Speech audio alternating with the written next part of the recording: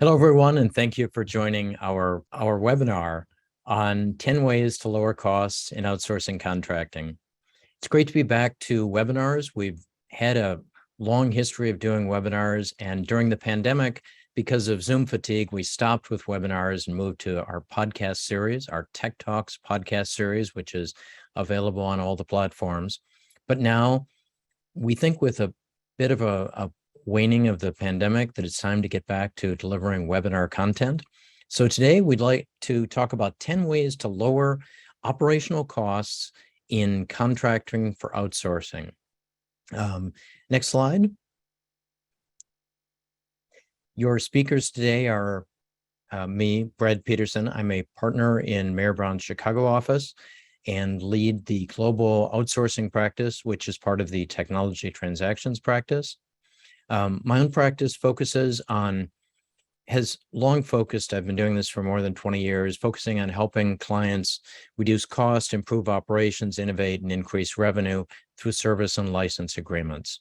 Alan and I have been working together here for, I guess we did our first outsourcing deal about 10 years ago. Alan, would you like to introduce yourself? Sure, Brad. Thanks, Brad. I'm Alan Velasco. I'm a counsel in the Palo Alto office of Mayer Brown.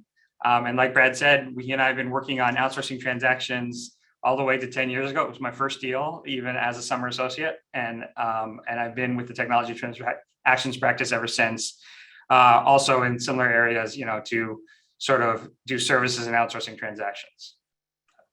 Next slide. We are part of Mayer Brown, which is a global law firm with more than 1,800 lawyers in 27 offices, speaking 38 languages around the world.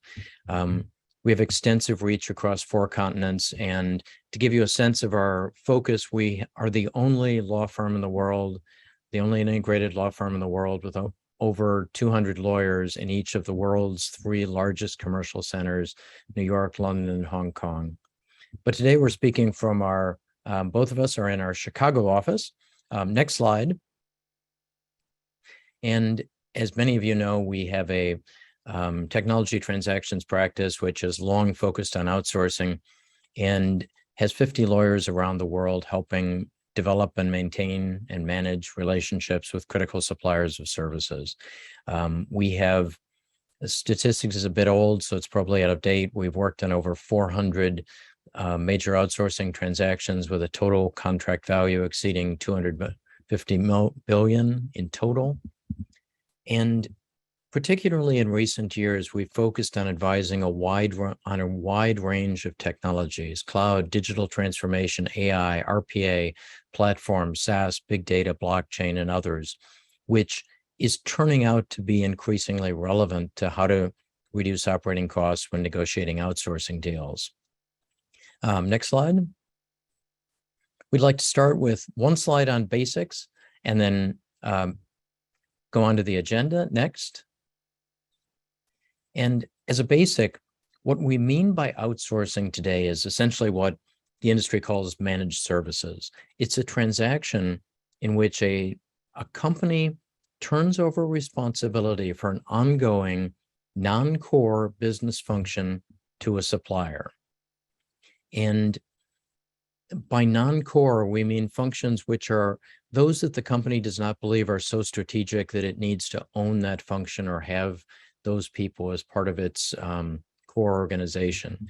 So you might have, and the range of outsourcing engagements has broadened considerably over the years. When I started, we were mostly outsourcing information technology and finance and accounting. That's grown to human resources back office, facilities management, product design and engineering, and various platform services, and a wide variety of other scopes. We are not today including things which are simple staff augmentation agreements or professional services, project-based agreements, or contracts for commodity services. We're mostly focused on service agreements today, although people thinking about contract manufacturing have a very similar collection of issues.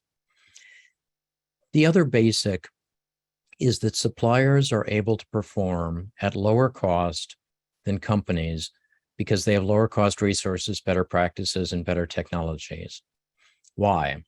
Because they focus on this. What's non-core for what we'll call the company, often called the customer in these relationships, is core for the supplier. And as a result, the supplier invests in being great at it. And right now, the differentiator is primarily not location, as it was in past years, but technology. As we all know, everyone who's watching this screen knows, technology has enabled remarkable amounts of work from home and remote work beyond what we had previously considered normal in outsourcing. And there are also substantial increases in just amazing advances in artificial intelligence, from robotic process automation to AI. We're seeing suppliers leverage third-party cloud-based software as a service arrangements to provide new and different technology to bring down costs in outsourced functions. And I can tell you that when we started, it was considered, you would outsource a function if you could get to 10%, and we'd see deals 10 or even 15% savings. We are now seeing deals routinely where clients are doing their math and figuring out that they will get 30 to 50% savings. So as the economy becomes tighter and more companies are considering the need to cut costs, outsourcing to save money is becoming a larger and larger part, at least of our practice. So let's go to the agenda slide. Alan? Thanks, Brad. So here's the agenda slide of the top 10 ways that we're going to discuss today to negotiate lower costs in outsourcing. For each of these, we'll discuss the desired outcome, as well as issues associated with that, with achieving that outcome, and examples of getting to that desired outcome. And we're directing our comments, assuming that we're going to be commenting on these through the lens of an attorney advising the company and highlighting maybe the risks that you will want to point out as you negotiate these outsourcing deals. With that, Brad, will you start us off on reducing supplier cost? Will do. So the first idea for cutting costs in outsourcing is finding a way to reduce the costs that the company is imposing on the suppliers. Why? Because reducing a supplier's cost allows the supplier to lower its charges while preserving its profit. You'll get lower bids if you ask for less. Obviously, the issue here is that complying with contract requirements is a cost for supplier, but also provides value for the company. And we need to, and often outsourcing contracts continue to grow as you think of new things that you'd like suppliers to do. And often there's not even a conversation about what exactly will this requirement cost me. So to cut costs, operational costs while outsourcing, consider carefully whether each contract requirement adds more cost or value in the specific deal, particularly if the contract requirement prevents the supplier from using technology that he already uses to serve most of its customers. So for example, back in the day, it was standard that the suppliers would be required to follow the customer's policies and standards on a wide variety of things. That made complete sense because the supplier was going to be training a team of people on training a team of people probably hired in a low-cost offshore jurisdiction to follow a set of policies and standards. It would be just as easy to follow one set as another. But now it's possible that the company can reduce the supplier's costs substantially by taking a look at what the supplier has already implemented and already has coded, already has bought SaaS services for, et cetera, and deciding that that's good enough, or it's good enough with some minor changes that might be achievable as configuration changes to the supplier's standard offering, as opposed to building something entirely new. Similarly, instead of using the traditional outsourcing approach of documenting what the company does today to perform a function, think about documenting what the company needs done today to drive value, and also asking the suppliers, is there a better way? Is there a better, faster, cheaper way to do what we already do that would allow us to help you, supplier, drive down your costs in a way that might drive down your price bid for this engagement? With that, Alan, I'd turn it over to you for a second idea. Thanks, Brad. So our second idea to negotiate lower costs is to reduce the risk premiums for the supplier. The supplier's bid is based both on known costs and a risk premium for unknown costs. And the more unknowns, the higher that risk premium that exists. The desired outcome is by that, hopefully by lowering the supplier's risks, you can achieve lower costs. However, the issue with that outcome is that having the supplier share that risk takes away some of the alignment of incentives that help motivate the supplier to avoid damage and that reduce the risk for the company overall. So examples of achieving this lower risk premium, for example, is to have a foundation in debtor contracting. If the parties take the time to work out the issues during the initial negotiations, then the supplier can understand its overall risks. These typical legal risks include indemnities, the liability caps and the associated exceptions, the service levels, and other contractual remedies that the company will have after entering into the contract. If there's pressure to get the deal signed, oftentimes the parties will not understand the various risks in the contract until a situation occurs. Well-managed contracting results in the time to methodically understand the nature of the risks on both sides. For example, it may be the case that the supplier will or will not have access to a particular server where there's sensitive data of the company stored on it. If the supplier does not have sensitive data, maybe you can trade off unlimited data breach damages or cap the supplier's damages in that area to lower the overall contractual risk premium. But from a technical standpoint, the supplier will not have access to that server, and so the company doesn't really have any additional risk exposure on that side. So it takes time to uncover all those details during the initial negotiation, and so if you have a well-founded, well-managed contracting process, you can lower those risks during the initial contracting. You can also, as a company, decide to bear more of the risk. So there is a trade-off, though, with that. And as lawyers, we need to explain that to the rest of our company.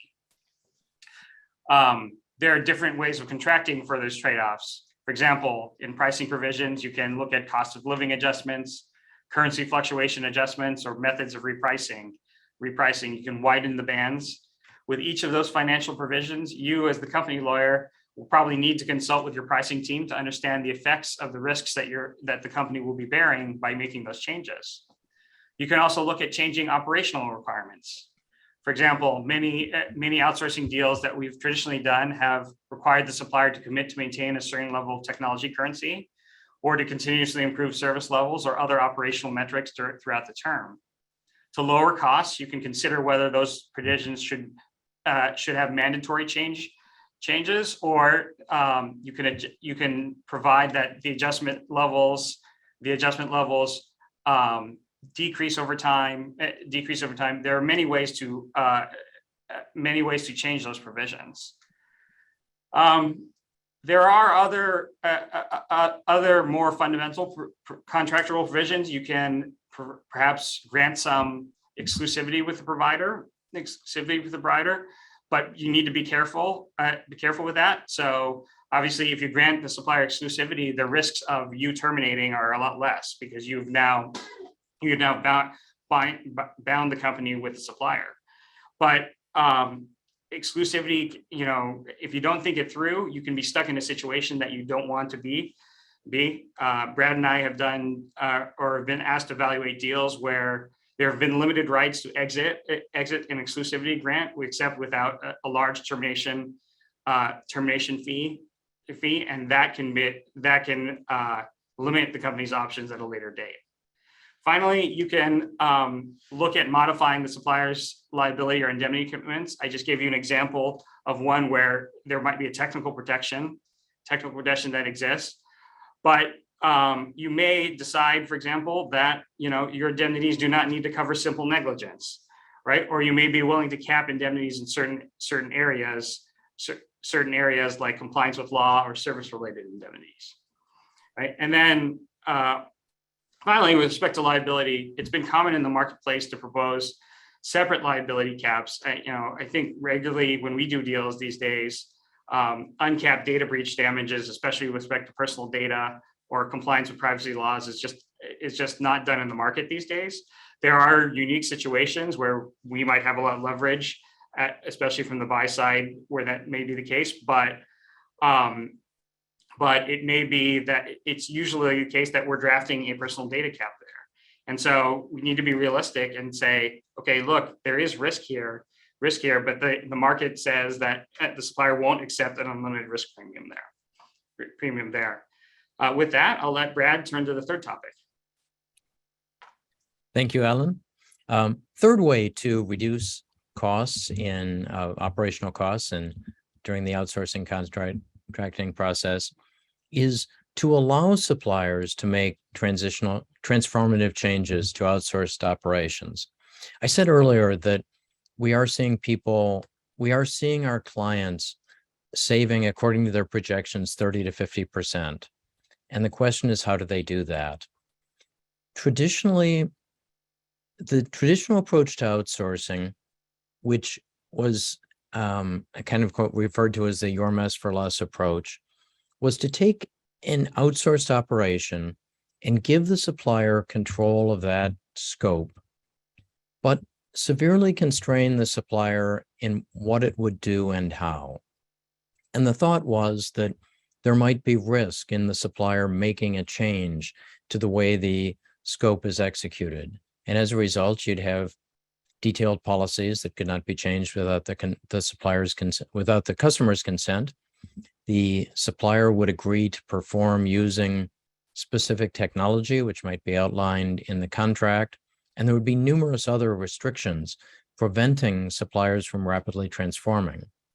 But today, the deals that save this kind of money have different elements.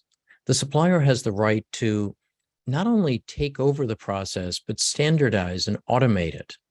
And they have the right to leverage the ecosystem of RPA supplier, RPA, AI, SaaS, and other third-party technologies that they may have developed.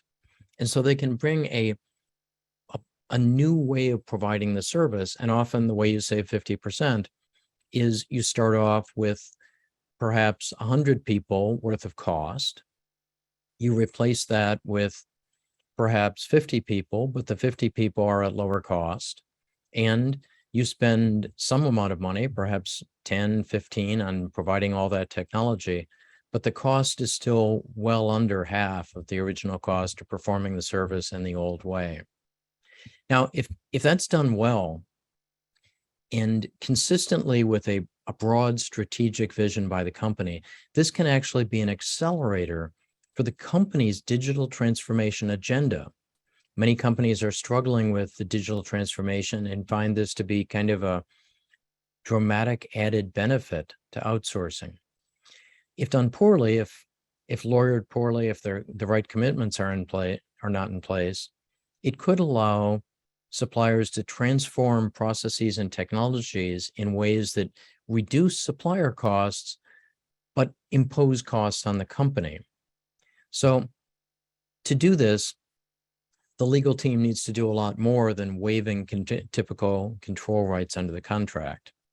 To do it well, the company needs to secure promises, secure commitments to maximize value and avoid costly pitfalls, both in the transformation process, the possibly disruptive change between the old way of doing things and the new, and in the future mode of operations, the implementation of the new technology.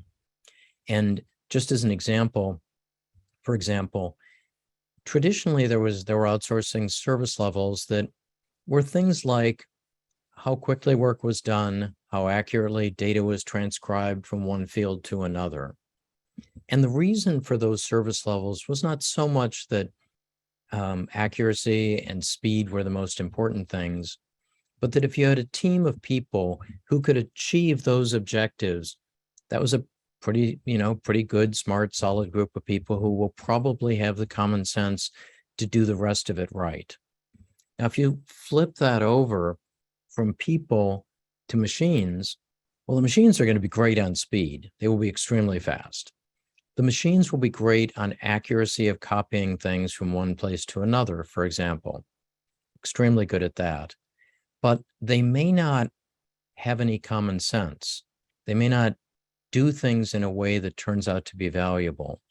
So you need to think differently about the contracting and build new service levels which measure the value being provided by the new service delivery mode of operations, the technologies that are involved, and consider also contracting carefully for what technologies are permitted and whether those technologies interface well with the company's existing technologies and, in fact, further the company's digital transformation agenda. With that, I'll hand it back to you, Alan. So our fourth way to lower your costs is to commit to more collaboration. So normally the preference in an outsourcing contract is to have the supplier take full responsibility for delivering the business function. There's a nice clear delineation of responsibility there. And if something is missed, there's no need to do a comprehensive investigation as to who or what the cause of the miss was.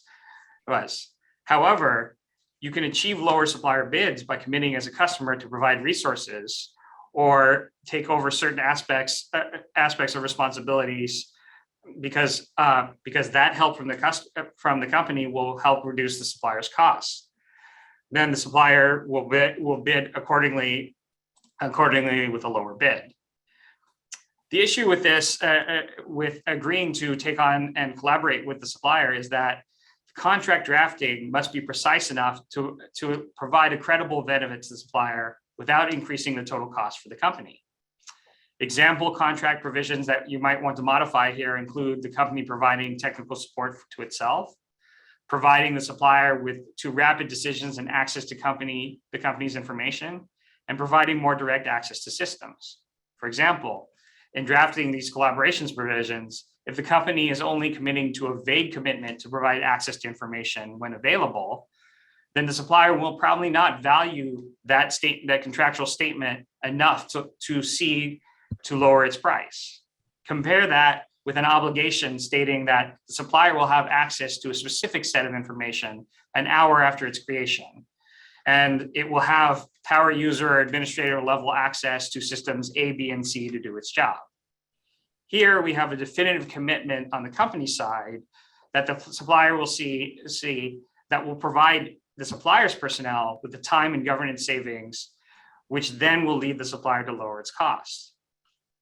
There is a downside risk here. By taking over the responsibilities yourselves, you have now created contractual dependencies or conditions precedent that may allow for the supplier to claim that its obligations have not begun or should be excused because there was a miss on the company side. So you should point out these risks with your operational team to ensure that the operational team can perform these functions. We have a client right now where they have opted for more collaboration with their current provider. They decided to outsource all 3 levels of a particular function. Now in their RFP, they've decided to outsource only the lowest level of the function themselves. The client understands what they've been doing. The in-house lawyer and I have both advised the client. It's like, look, it's like once they hand off to you, there's going to be no other actions. Like you have to take the action down here. So at the end of this upcoming negotiation, this will be one of the risks that we point out as lawyers in the summary memo. However, it is overall significantly lowering the initial cost of this transaction. So this is a valid method to lower costs in your deals. Brad, do you want to take us through the 5th method? Thank you. Yes.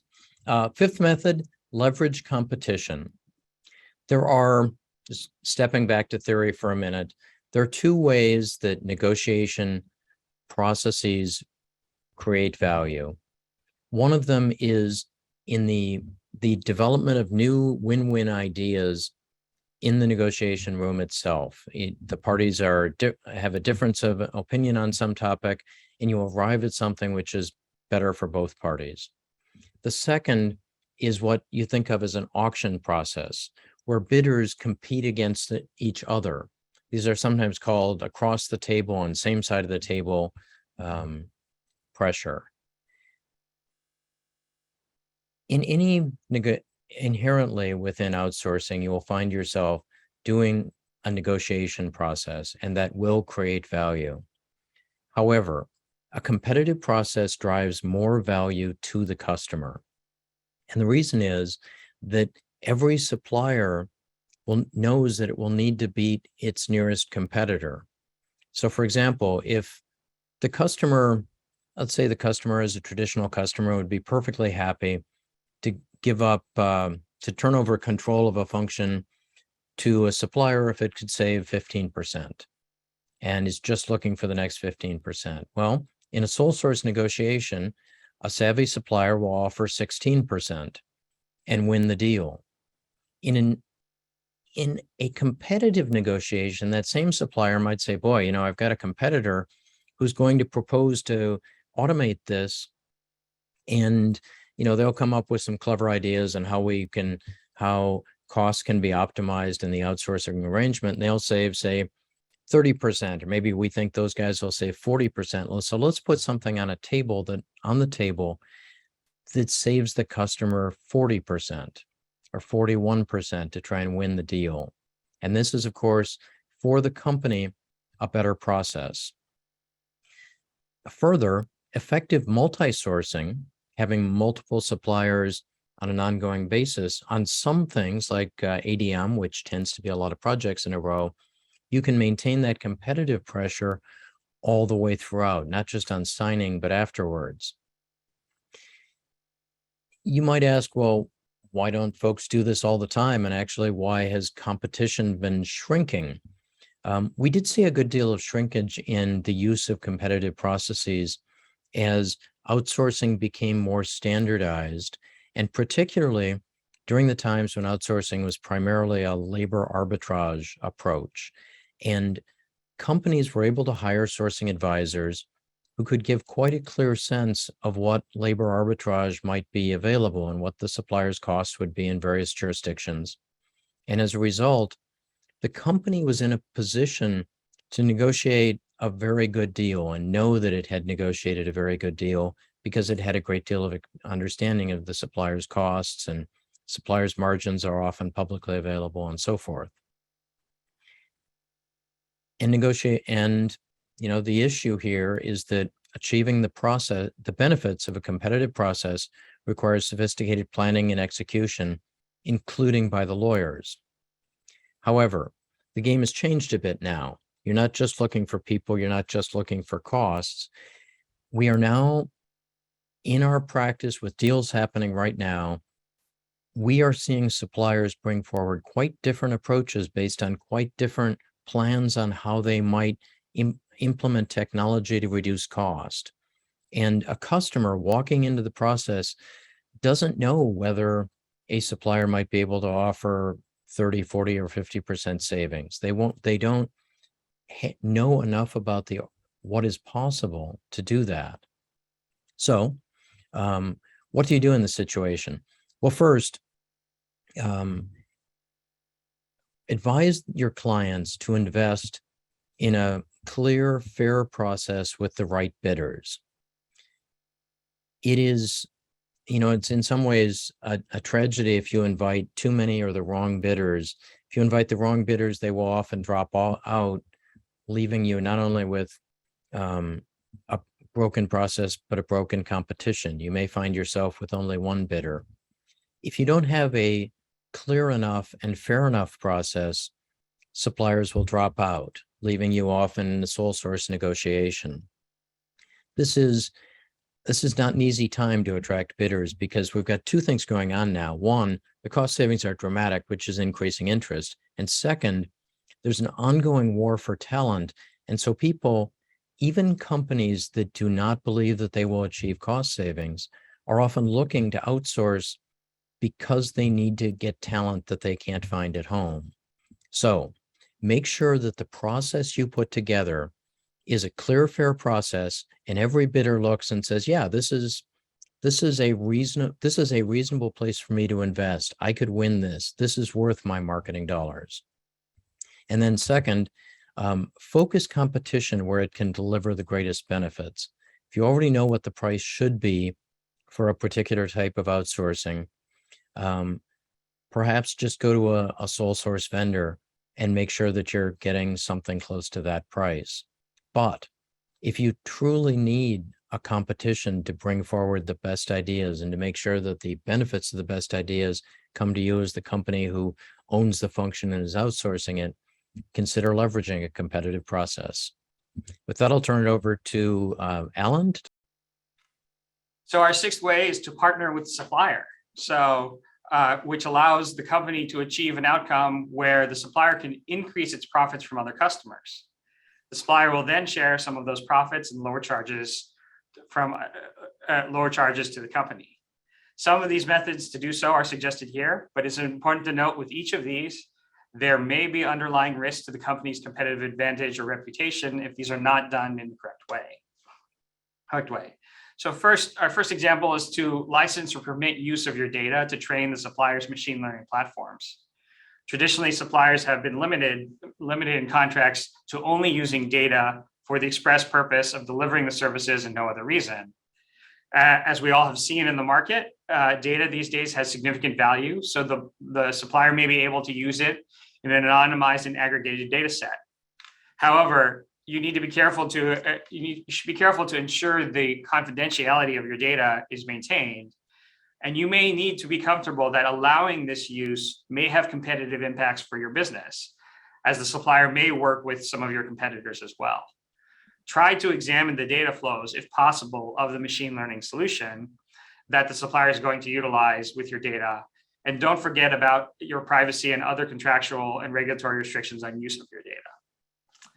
Another method of partnering with suppliers to grant IP licenses or ownership of innovations developed for you or during the course of the services, and allow the supplier to utilize that IP with other customers. Traditionally, items developed for you or during the course of the services were owned exclusively for the company, and the license for the supplier was only during the term of the agreement. However, increasingly in outsourcing deals we are seeing suppliers ask for either a license with the ability to sublicense or outright IP ownership of the IP developed, especially if the IP is ancillary to the services. Suppliers value the ability to improve their service offerings overall and do not want to be restricted in using know-how that they develop in the course of performing services to your client. You may be comfortable with this approach, but remember to state that the IP transfer does not include anything based on your confidential information or developed exclusively for you as specified in the documentation. You will also want to protect the residual knowledge and allow for your personnel to use that residual knowledge, especially if it does not involve the supplier's confidential information. So if you will not have a license to that IP after the term, you'll want to discuss the operational impacts to your team. But that's been also an after effect that we've discussed in traditional outsourcing arrangements. Your trademark and name also may be a valuable asset that the supplier could utilize in trade for lower costs in your deal.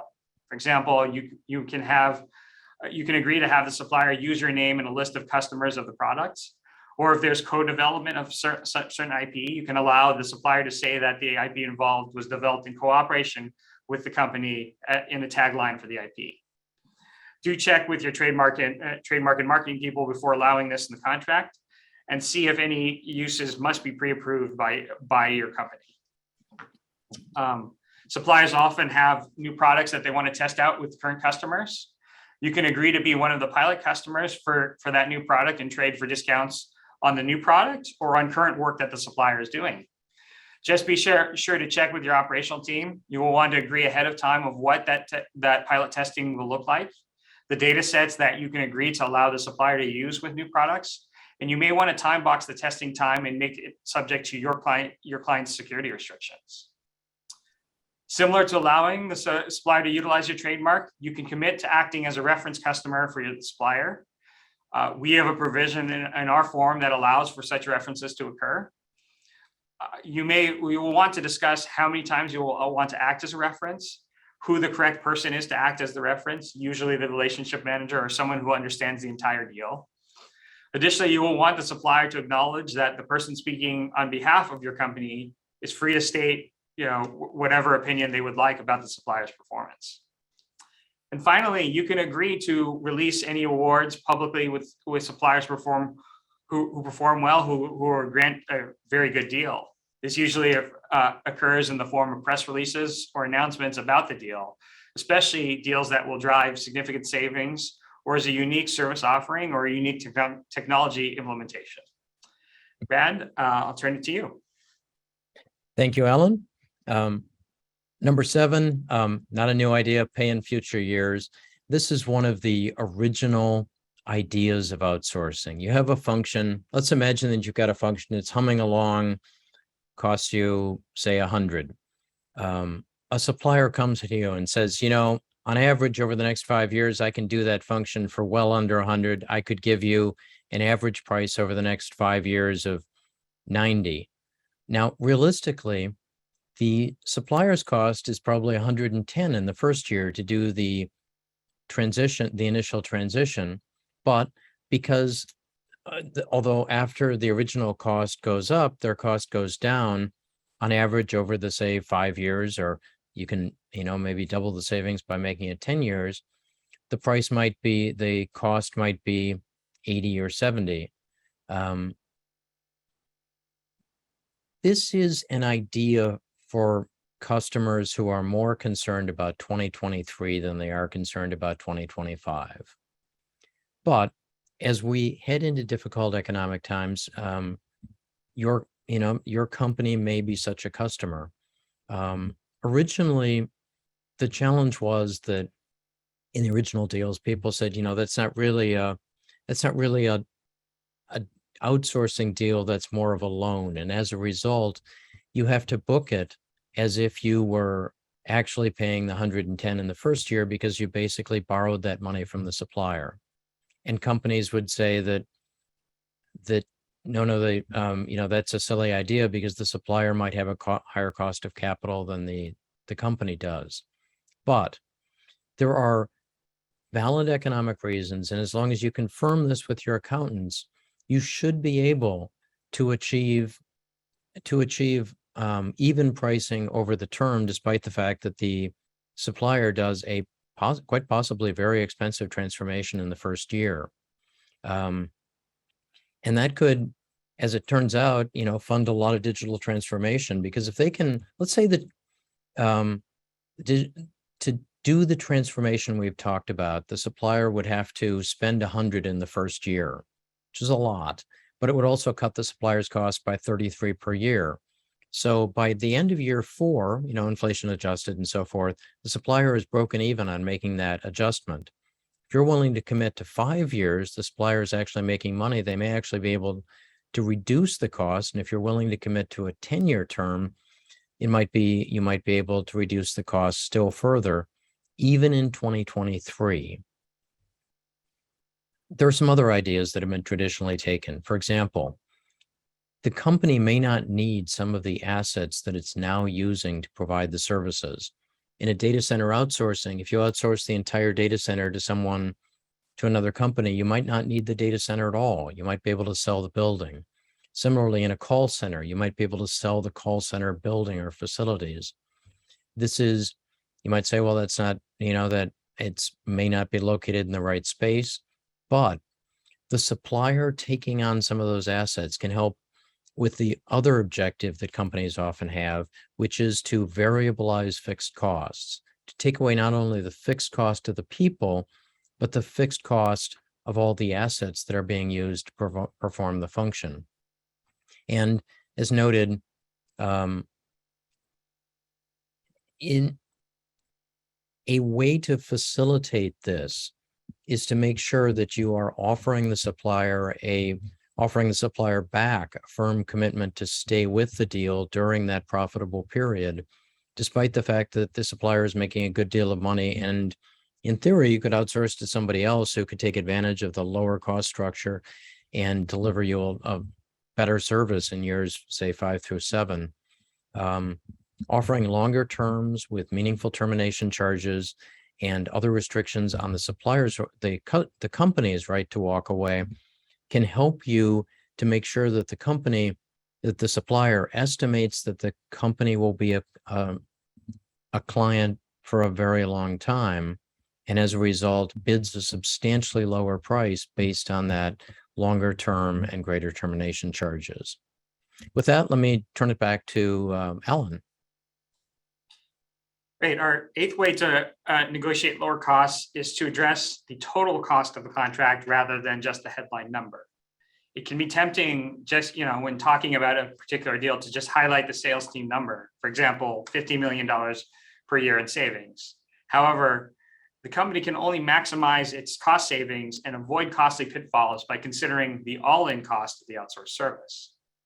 The main issue in uncovering these costs is the investment required to estimate and describe the cost beyond the headline contract price. It can be difficult to understand the cost of contingencies in the contract, and there's temptation to work with just an estimate rather than understand and take the time to derive the overall exposure. Also, your company's team may be reluctant to reflect the true cost of some items, as it may throw off or undermine the business case. But the reality is that the total cost is the true cost to the company. As lawyers, we can assist the deal team in understanding these hidden costs, such as getting third-party consents, employee severance costs, break fees on facilities and contracts no longer in use, taxes on invoiced amounts, and loss of tax incentives due to reducing employment at facilities. For example, we have seen many outsourcing deals where the third party's consents require a significant assignment charge or termination fee. If those are uncovered during the contracting phase, you can build in those contingent costs of those events into your plan. For example, you may have one rate that applies if a particular software consent is received by July 1st. And if not received by July 1st, then a higher rate may apply to those services. If you build in that scenario planning into the contract, then the company is not surprised when the overall savings is not as high as initially planned. Additionally, by building in the scenario planning, you're negotiating from a point of highest leverage during the negotiation phase, rather than a point when the situation occurs and the supplier has already started services or is now entrenched in the environment. We have just illustrated the effect on one contract, but the variables and potential increase when you consider the effect on other contracts and relationships. In particular transactions, there may be tens or hundreds of contracts to signs and relationships that are impacted by the overall transaction. And the overall savings effect, whether higher or lower, can be multiplied as each of those events occur. Brad, will you take us through the 9th method? Certainly. Option number 9, contract for commitments, options, incentives, and alignment. When you think of the contract, think about it not just the promises, but commitments, options, incentives, and alignment. The traditional approach in any commercial contract is to be focused on the commitment. What are you buying? What are you paying for it? But we've got a couple of challenges here. One of them is no company actually knows during the contracting phase enough to obtain commitments for all of the services it needs in a long-term contract. And that's just the nature of outsourcing. And second, when you're trying to reduce operational costs and when you're trying to cut costs in outsourcing, buying all the commitments you might need means spending money on commitments that you don't need. And so, you might say, hey, I've had a win here. I've bought a commitment that's worth 90 to me that's worth 100 to me, and I spent only 90. I've won by 10. But if it's only 50% likely that you're going to need what is committed, you've actually sort of on an expected value basis, you've spent 90 and you've gotten 50 of value back. So change your mindset on how an outsourcing contract works compared to other commercial contracts. Think about value as commitments, certainly. How much is what I'm getting worth to me, this particular obligation from supplier? But also, how can I bargain for options for the things that I might need?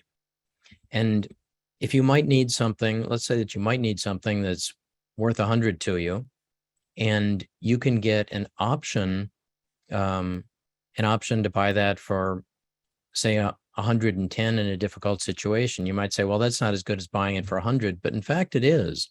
There's a 50% chance that you need it. On average, you're going to pay 55, and you're going to get something that on average is, having it when you need it is what you said is worth 100 to you. So yes, you may be paying a little bit more to get an option than to actually secure a commitment, but the option could actually be more valuable and profitable to you. And if you take this to an advanced level, if you have a deal team that is doing sophisticated financial analysis and scenario planning, they will begin to understand how the options you develop can be valuable in various scenarios, and they can help to bring forward that expected value analysis to show the value that the legal team has brought to the contract in that way. So it's commitments and options. Another idea is, what if you don't know what you need, and you know that you need something, but you don't know what you need. You're not in a position to write something down at all. Consider an alternative of creating incentives to create the right outcome. To either, in some ways, you can have credits or reductions. This is traditional for failures to achieve certain commitments. And those can provide incentives, and an incentive might be a relatively weak incentive, but have a powerful effect on outcomes. And then another idea is to create incentives, positive incentives, by having things like gain sharing for success. And gain sharing arrangements have been used with remarkably great results. I mean, we've seen again and again how gain sharing arrangements have delivered in particularly facilities management arrangements, and where, for example, the supplier will do a gain share agreement to replace high cost lighting with low cost lighting and thus deliver on electricity savings. And finally, alignment. Well, as we all went to law school, we all heard that essentially the goal of a contract is to develop legally enforceable commitments, something that in theory you could bring to a court and have it enforced. Realistically, as people actually operate on a day-to-day basis in outsourcing contract, a vast amount of value is created just by having agreements that allow people to align, to know what the other party will do. Let's give an example to make this a little bit more real. Let's say in data security, you have a data security policy and you want suppliers to do everything in it because you know those things to be good. But you also know that the threat is continuously evolving. You could get options to, at a reasonable cost, implement new technologies. And you might say, I don't know what the technologies will be, but I know that if I pay for the new third-party technology, what I will need is data security specialists to do the implementation. So what I want here is the right to quickly get access to data security specialists on a rate card. And that might be an option that saves you a great deal of money with an evolving threat. Okay, but now let's say, I don't know what I need. I don't know whether a data security specialist will solve my problem, but I'm very worried about data breaches. You could go and you could say, I need the data security team at the supplier to be, going to bed worrying about my data security and waking up with great ideas. And to do that, I want to create contractual incentives. Traditional one is to make sure that the supplier has some level of liability for security breaches. But you could also flip it around and make it a reward-based incentive contract that's based on what you care about, the thing that's developing business value. For example, our data doesn't get lost as a result of something that the vendor, the supplier, could have prevented. Finally, alignment. On data security, the issue may not be that you need better data security.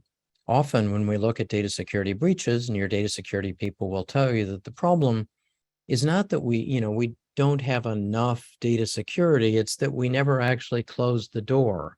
We didn't actually make sure we understand what you are doing and what we are doing in a clear enough way that we can monitor and manage it.